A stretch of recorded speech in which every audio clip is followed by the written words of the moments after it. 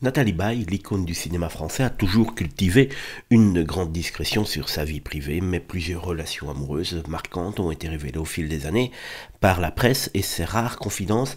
Voici donc un petit aperçu des hommes qui ont compté dans sa vie sentimentale basée sur des sources très fiables. Il y a d'abord eu, on le sait, Philippe Léotard, son premier grand amour rencontré en 72 sur le tournage du film Faustine et le bel été.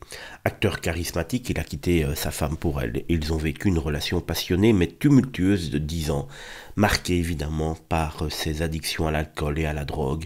Ils se sont séparés en 82 et Léotard est décédé lui en 2001.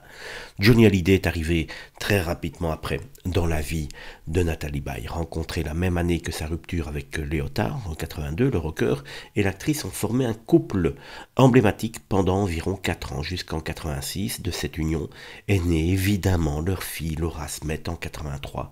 Nathalie Baye a souvent décrit Johnny comme un homme sensible et attachant, et ils sont restés en bons termes jusqu'à sa mort en 2017.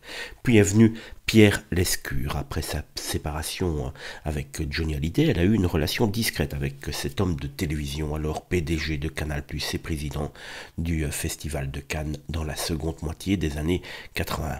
Peu de détails sont connus, mais l'histoire n'a pas duré longtemps en raison de leur emploi du temps chargé.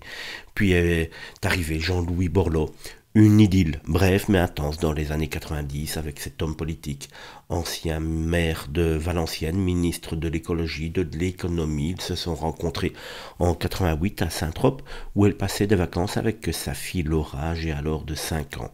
Borloo, tout juste divorcé, devenu proche de la famille, mais la relation s'est terminée rapidement.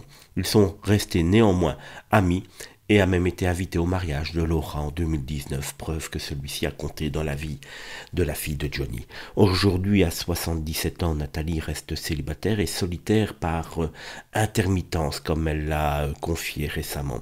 Elle se consacre à sa carrière, sa fille Laura, à son petit-fils Léo, né en 2020. Aucune relation récente n'a été rendue publique